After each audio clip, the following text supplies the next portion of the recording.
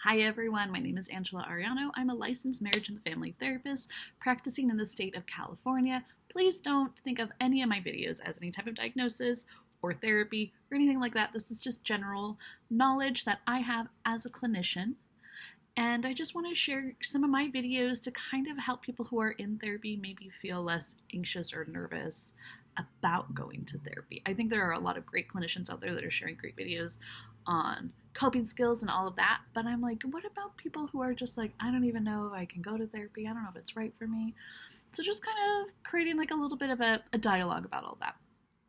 So today, what I really want to talk about though is oftentimes people come into therapy and they're like, oh, I have nothing to talk about today. Or I think my stuff is too big. Or oh, my issues aren't that bad. I'm sure you see other people with a lot of really bad issues. And my stuff isn't that bad. So I don't want to take up time. Okay. Those are all valid things to say, and I understand them. But I also want to say, no matter what, come to therapy that day. If it is your appointment, show up. I've had people cancel because they're like, I'm too stressed to show up to therapy today. And I get that because you're just like, I can't even talk about it. But what a great time to show up to therapy.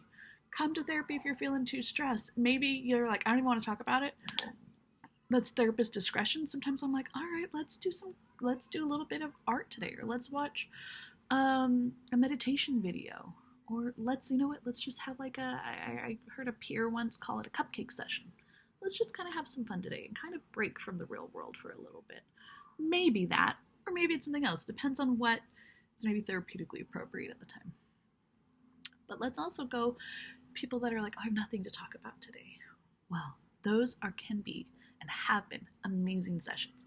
As a therapist, every therapist I know has been like, oh my gosh, that's when you have great sessions. We open up our little invisible therapy bag and we're like, let's do this today.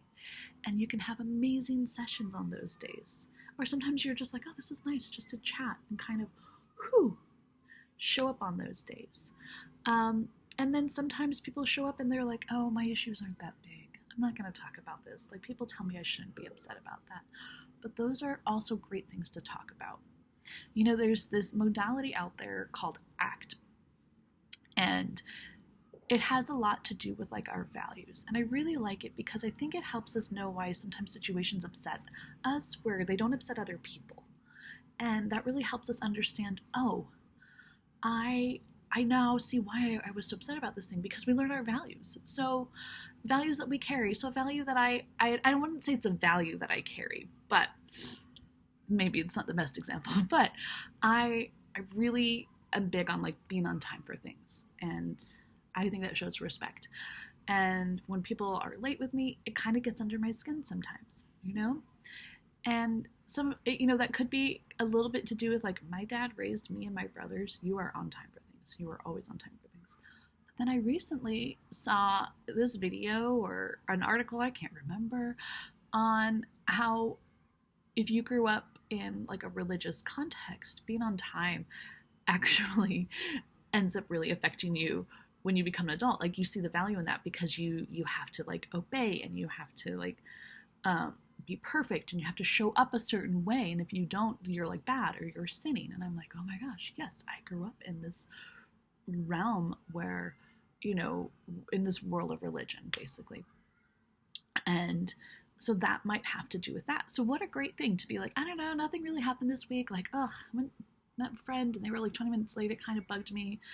But I know it shouldn't. People tell me I shouldn't be bothered by that. But then what a great thing to see, because maybe there's spiritual abuse there, or maybe it's just the way your dad raised you. And did that have any stress? Or just give you that understanding. So that way when a friend is late with you, you're able to go, okay, it's, you know what, this is just, I don't need to let it bug me. Or if it does, how to bring it up. Even little things like that. You know what, it really does bug me, and I want to talk about it with my friend. But I don't know how to tell my friend this, because I'm afraid they might not want to be my friend anymore if I talk to them. Great thing to bring up in therapy. Those are all the reasons. Okay, so we went over too big or too small. Let's look at that a little bit too. No issue too small. We kind of talked about that with like the late thing. It wasn't the best example, but it's what I got. What about being too big? Sometimes people are a little worried that what they're bringing into therapy is too big and that the therapist can't handle it. So I hope that's never true for you. if, like, I'll say this, I do not consider myself at all an expert on people with disordered eating. You know, if someone comes in with disordered eating, what I would say, and they really want to work on it, I would say, listen, I don't consider myself at all an expert on this. I will definitely work with you and be here for you, but it is kind of outside my scope. I have other therapist colleagues that I know that do disordered eating, and I can definitely refer you to them. That might be something. In no way, I don't want you to ever feel like when a therapist does this to you, that this is them rejecting you or feeling like you're too much. This is what a good therapist will do to make sure you're taken care of. If it is just outside my scope, I don't want to be someone that's like helping you in a way that, like, those aren't my skills. What I love to work with people with trauma. I've worked with domestic violence. I love working with the survivors of that.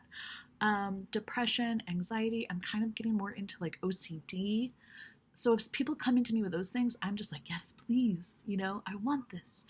But there are other things that people come in and I'm like, not necessarily my scope. So I want you to be with somebody. So there is no issue too big. It just might be a scope thing. It's like if you go to your doctor, your general doctor, and he's like, I want you to go see an ear, nose, and throat doctor. He's not saying you're too much for me. He's like, I want you to have someone that has an expert in this.